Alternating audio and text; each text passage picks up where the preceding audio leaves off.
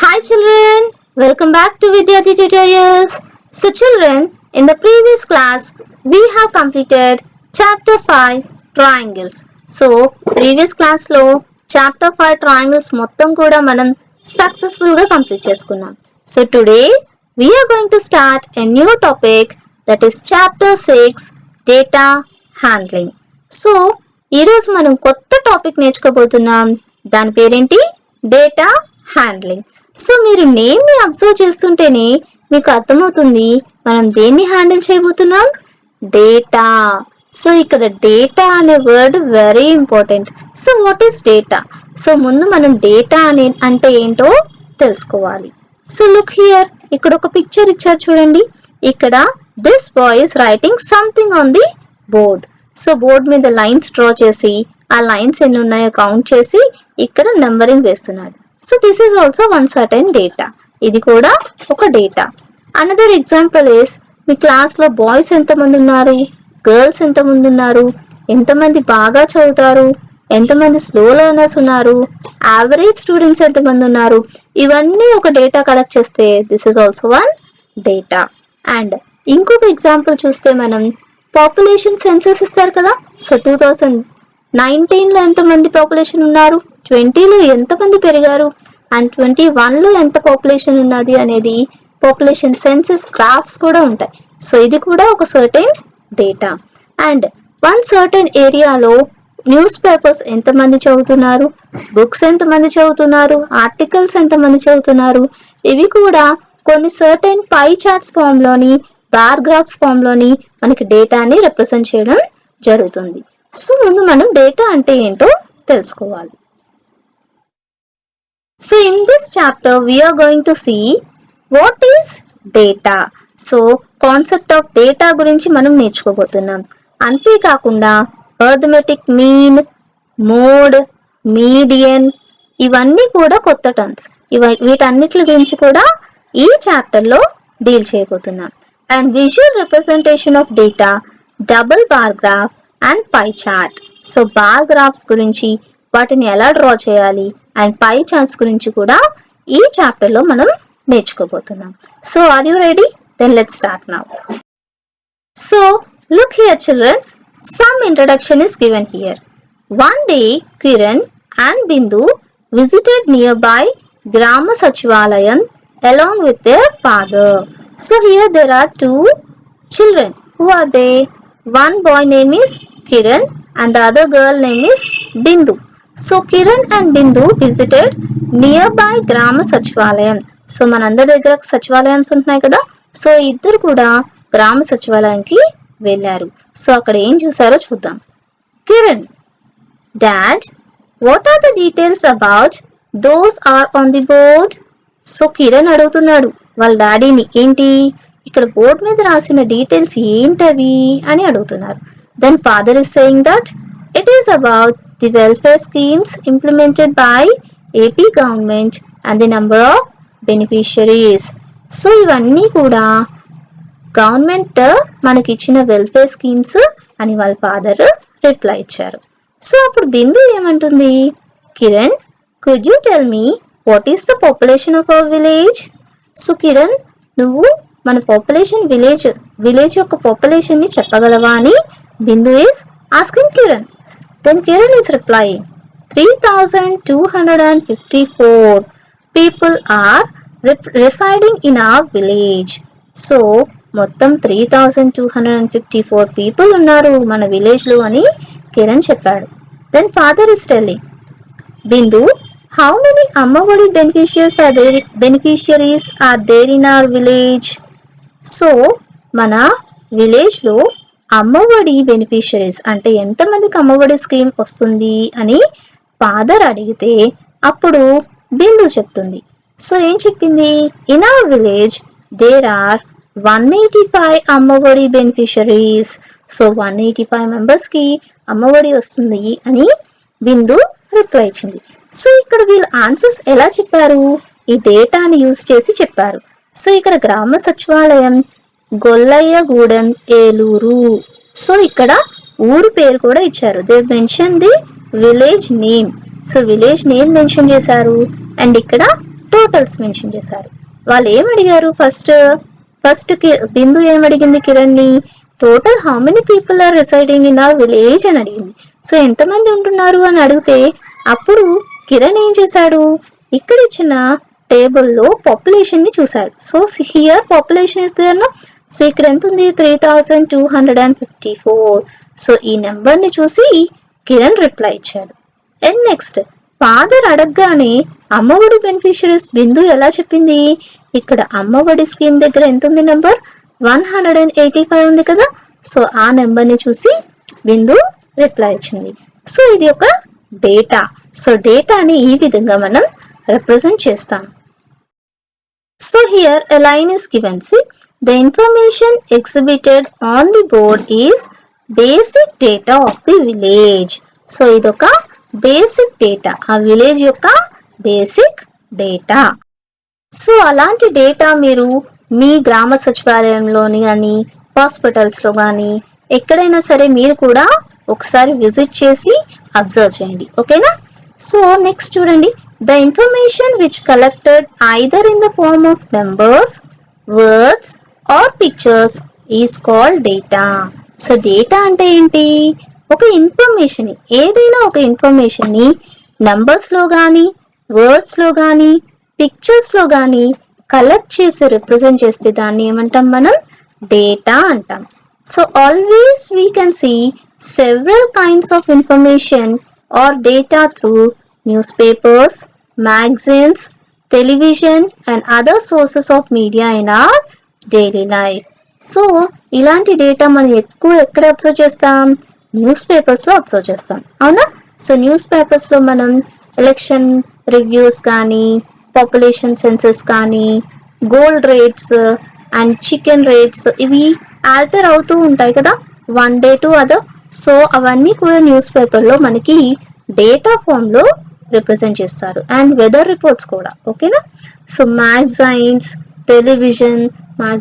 టెలివిజన్స్లో and other sources of media అంటే social media, వీటిలో మనకి డైలీ లైఫ్కి సంబంధించి నా ఇన్ఫర్మేషన్ డేటా ఫామ్లో రిప్రజెంట్ చేయడం జరుగుతుంది. ఓకేనా? So let's observe the following charts and pictures. What are they representing? So ఇక్కడ కొంచెం మనకి 3 ఫార్మ్స్ ఆఫ్ డేటా ఇచ్చారు. ఓకేనా? సో ఆ డేటా ఎలా రిప్రజెంట్ చేశారో మనం చూద్దాం. So see here what you can observe. IPL 2020 Indian premier league. ఓకేనా? సో మనం అబ్జర్వ్ చేస్తే ఇక్కడ టాప్ 5 బ్యాట్స్మెన్ ఇచ్చారు, ఇక్కడ టాప్ 5 బౌలర్స్ ఇచ్చారు.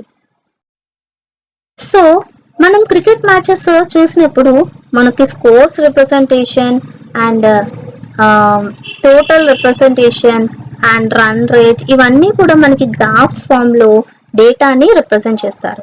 సో అదే విధంగా ఇక్కడ మనకి top 5 batsmen and top 5 bowlers, players and their runs, players and their wickets ఇవన్నీ కూడా ఒక టేబుల్ ఫామ్లో రిప్రజెంట్ చేయడం జరిగింది. So this is also one basic data. And next second పిక్చర్లో ఏమిచ్చారు? SSC pass report ZP high school. So ZP high school యొక్క pass పర్సంటేజ్ని ఇక్కడ మనకి ఒక బార్ గ్రాఫ్ ఫామ్లో ఇచ్చారు. సో ఇక్కడ గ్రాఫ్ చూడగానే మనకి అర్థమవుతుంది 2014 to 15 ఎంతమంది స్టూడెంట్స్ పాస్ అయ్యారు? 80 మెంబర్స్ పాస్ అయ్యారు. ఓకేనా? So 80% children have been passed in the year 2014 to 15. Next 15 to 16కి వచ్చేసరికి 65% మాత్రమే పాస్ అయ్యారు.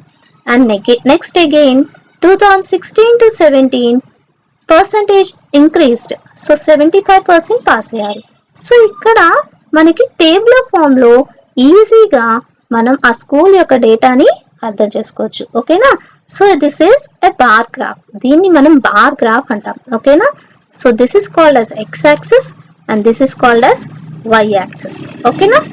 నెక్స్ట్ ఇక్కడ చూడండి, ఇక్కడ మనకి పిక్చర్ ఫామ్లో డేటాని రిప్రజెంట్ చేయడం జరిగింది. సో ఇక్కడ number of students and mode of transport. So ఆ స్కూల్లో ఉన్న స్టూడెంట్స్ ఏ ట్రాన్స్పోర్ట్ యూజ్ చేసి స్కూల్కి వస్తున్నారు అనేది ఒక పిక్చర్ ఫామ్లో డేటాని రిప్రజెంట్ చేశారు. So number of students so ఇక్కడ 1 girl is equal to 10 girls అని ఇక్కడ మనకి స్కేల్ ఇచ్చారు. సో ఇక్కడ ఒక పిక్చర్ 1 పిక్చర్ ని చూడగానే మనం ఎంతమంది గర్ల్స్ ని రిప్రజెంట్ చేసుకోవాలి? 10 girls అని అర్థం చేసుకోవాలి. And 1 boy picture is equal to 10 boys. ఓకేనా? సో ఇక్కడ 1 boy పిక్చర్ ఉంటే 10 boys అని మనం అర్థం చేసుకోవాలి. So number of students who come from by bus. So bus లో ఎంతమంది స్టూడెంట్స్ వస్తున్నారు? ఇక్కడ 2 girls ఇచ్చారు. That means 20 girls and 3 boys అంటే 30 boys. ఎందుకంటే 1 boy is equal to 10 boys కదా. సో 3 పిక్చర్స్ ఇచ్చారు కాబట్టి 30 boys అండ్ 2 girls ఇచ్చారు కాబట్టి 20 girls. సో మొత్తం 50 students will come from bus. So bus use చేసి 50 స్టూడెంట్స్ వస్తున్నారు. And next auto rickshaw, bicycle and by walk.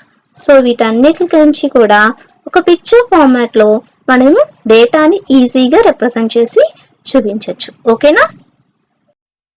So look here, the above charts and pictures are showing certain information or data which is related to the top 5 batsmen and bowlers in IPL 2020. So ఇక్కడ మనం చూసాం కదా, top 5 batsmen గురించి, bowlers గురించి ఇక్కడ ఒక data ఇచ్చారు అని చెప్పి ఇక్కడ రాశారు. And pass percentage of school students and mode of transport of students which makes us to understand easy. So ఇక్కడ ఇచ్చిన ఈ 3 పిక్చర్స్ కూడా, ఈ 3 ఫార్మ్స్ ఆఫ్ డేటా కూడా మనకి ఈజీగా అర్థం అవుతుంది చూడగానే. Yes or no?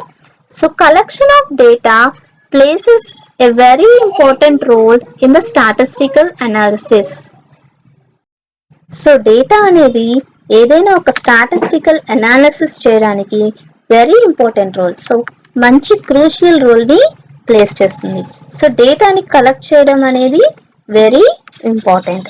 So data helps us to understand well and identify in which aspect we are good and in which aspect we need to improve.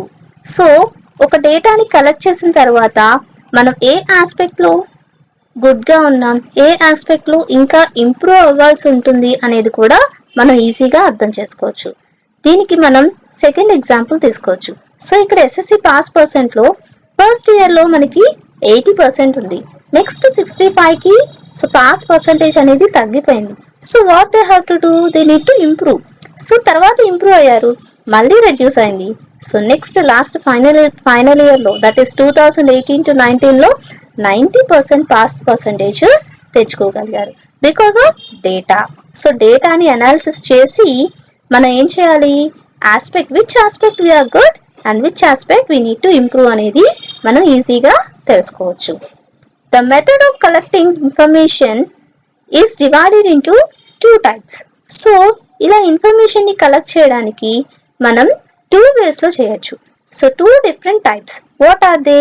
Namely primary data and secondary data.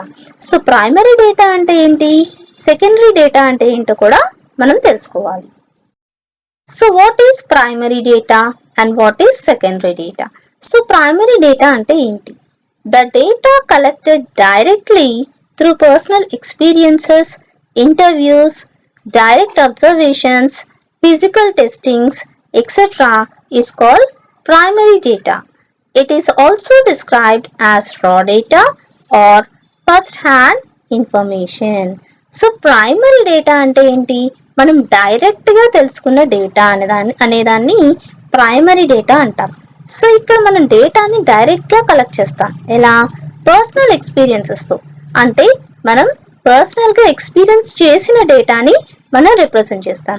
Otherwise through interviews. So మన ఇంటర్వ్యూస్లో డేటాని collect చేస్తారు కదా, so ఆ విధంగా మనం collect చేసిన డేటాని primary data అనొచ్చు. And direct observations. సో మనం అబ్జర్వ్ చేసిన direct observations and physical testings ఇవన్నీ కూడా ప్రైమరీ డేటా కింద వస్తాయి. And this is also called as రా డేటా. ఈ ప్రైమరీ డేటాని రా డేటా అనొచ్చు ఆర్ ఫస్ట్ హ్యాండ్ ఇన్ఫర్మేషన్ అని కూడా అనొచ్చు. సో దీనికి ఎగ్జాంపుల్ ఏంటంటే marks noted in the personal marks register of A teacher. So teacher ఏం చేస్తారు? ఎగ్జామ్ అయిపోగానే ఎవాల్యుయేషన్ స్టార్ట్ చేస్తారు కదా. సో కరెక్షన్ చేసేటప్పుడు టీచర్ ఎక్స్పీరియన్స్ చేసి మీకు ఎన్ని మార్క్స్ వేయాలి అనేది డైరెక్ట్ అబ్జర్వేషన్స్ ద్వారా మార్క్స్ ని నోట్ చేస్తారు. సో తన పర్సనల్ మార్క్స్ రిజిస్టర్ లో ఫస్ట్ రా డేటా మార్క్స్ ని డినోట్ చేస్తారు. ఆ తర్వాత ఏం చేస్తారు, నెక్స్ట్ వెరిఫై చేసుకోమని మీకు ఇస్తారు కదా. So if there are any corrections అప్పుడు డేటాని మళ్ళీ మార్చి రాయాల్సి ఉంటుంది. సో ఫస్ట్ హ్యాండ్ ఇన్ఫర్మేషన్ అని ఈ ప్రైమరీ డేటాని అంటాం, బికాస్ ఫస్ట్ డినోట్ చేసిన డేటా. సో ఇట్ ఈస్ రా డేటా అని కూడా అంటాం. సో సెకండరీ డేటా అంటే ఏంటి? Secondary data is the information which has been collected in the past by someone else but used by the investigator for his own purpose. The sources of secondary data are books, journals, newspapers, websites, etc.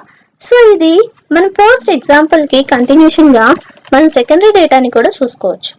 Teacher marks అన్ని collect చేస్తారు. Okay, collection అయిపోయిన తర్వాత ఏం చేస్తారు?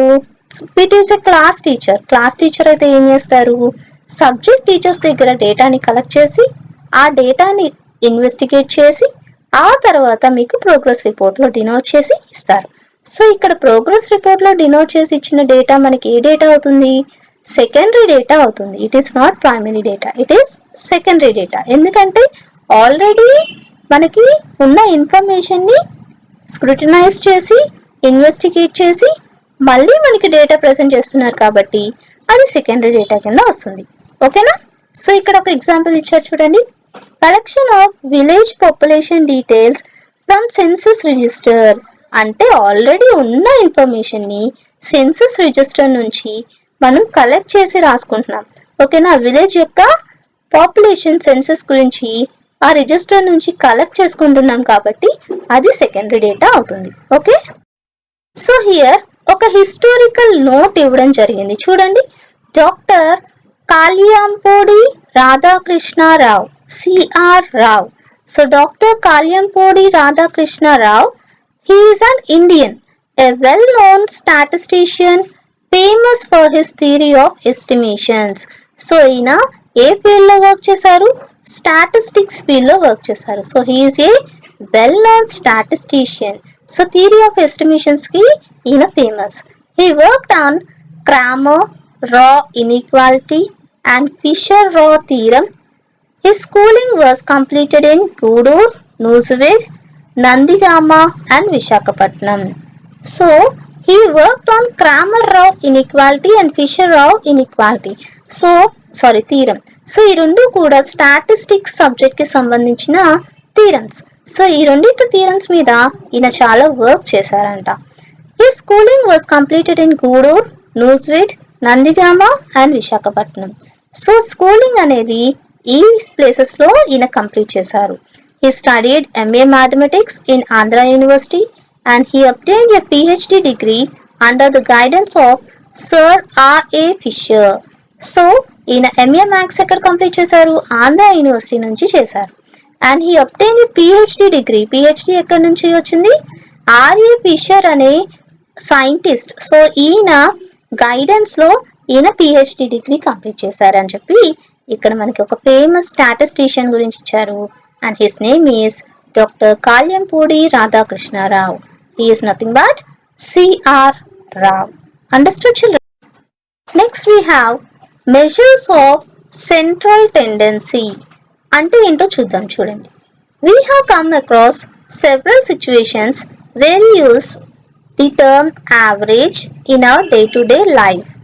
So మనం చాలా situations చూసాం, అందులో మనం యావరేజ్ అనే టర్మ్ని మనం డే టు డే లైఫ్లో ఎక్కువ సార్లు యూజ్ చేస్తాం. Yes, so consider the following statements. ఇక్కడ కొన్ని స్టేట్మెంట్స్ ఇచ్చారు చూడండి.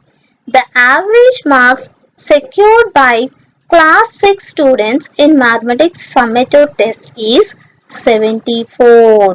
So 6th class students maths summative test లో average గా ఎన్ని మార్క్స్ స్కోర్ చేశారంట? 74 మార్క్స్ స్కోర్ చేశారంట. అంటే for example there are 40 students ఉన్నారనుకోండి 6th లో. సో 40 స్టూడెంట్స్ కి యావరేజ్ ఎంత వచ్చింది? 74. అంటే 74 కి దగ్గరలో అందరూ కూడా స్కోర్ చేశారు అని దీని meaning. and the average temperature at Vijayawada in the month of May is 40 degrees centigrade. అంటే ఆ మే మంత్ లో ఇంచుమించు 40 degrees centigrade ఎవ్రీ డే ఉంది అని దాని అర్థం. సో యావరేజ్ అంటే ఏంటి, ఆ 30 days కి మనం ఈక్వల్ గా డిస్ట్రిబ్యూట్ చేసిన temperature 40 degrees centigrade. So Jyotika's average study time is 4 hours per day. So Jyothika average study time ఎంత, 4 hours per day. అంటే డేకి కనీసం 4 hours అయినా తను స్టడీకి కేటాయిస్తుందని దీనికి అర్థం. ఓకేనా. సో ఇక్కడ యావరేజ్ అనే టర్మ్ ని మనం అర్థం. So look here, the average marks secured by class 6 students in mathematics summative test is 74.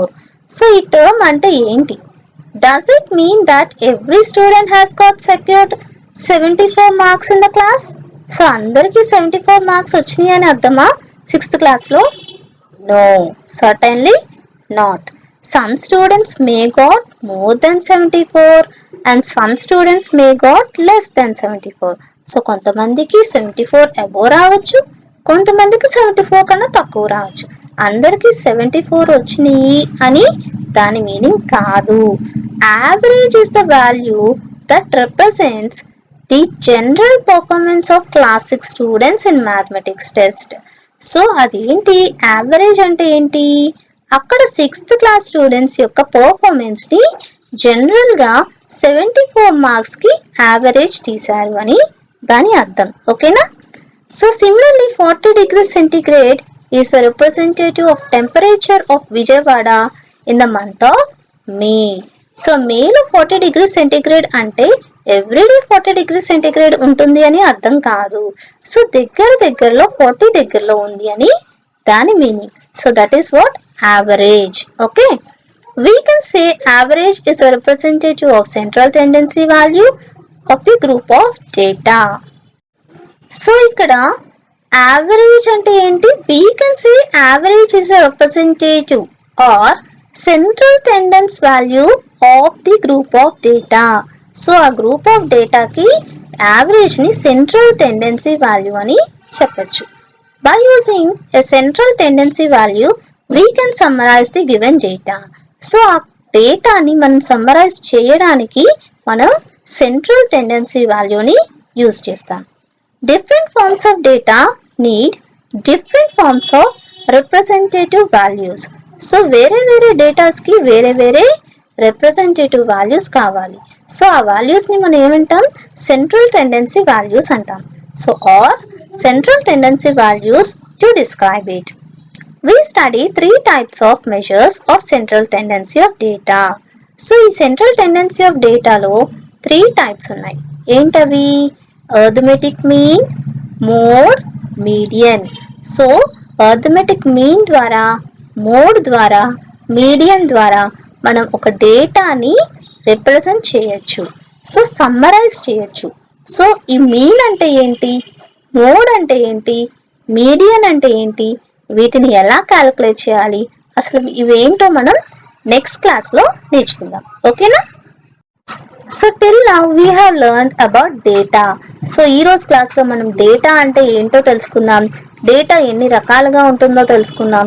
So డేటాని ఎలా రిప్రజెంట్ చేస్తారు, డేటా వల్ల మనకి ఎలాంటి యూజెస్ ఉన్నాయి, సో బేసిక్ డేటా అంటే ఏంటి, సో ప్రైమరీ డేటా అంటే ఏంటి, సెకండరీ డేటా అంటే ఏంటి, ప్రైమరీ డేటాని మనం రా డేటా అంటామని నేర్చుకున్నాం.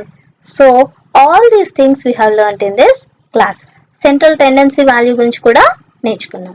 సో నెక్స్ట్ క్లాస్లో మనం అర్థమెటిక్ మీన్ గురించి, మోడ్ గురించి, మీడియన్ గురించి నేర్చుకోబోతున్నాం. యాక్చువల్గా వీటిని మనం బాగా నేర్చుకోవాలి. ఓకేనా. మీన్, మోడ్, మీడియన్ వీటి గురించి మనం బాగా డీటెయిల్గా నేర్చుకోవాలి. ఎందుకంటే ఇవి చాలా ఇంపార్టెంట్. ఎగ్జామ్లో మీకు అడిగేవి కూడా ఇవే. ఓకేనా. So next class is very important. ఎవరు మిస్ అవ్వకండి, అందరూ అబ్జర్వ్ చేయండి, చక్కగా నేర్చుకోండి. Until then, thank you children, have a nice day, keep smiling, bye bye. So ఈ వీడియో మీకు నచ్చినట్లయితే సబ్స్క్రైబ్ చేయండి, లైక్ చేయండి, షేర్ చేయండి. Thank you.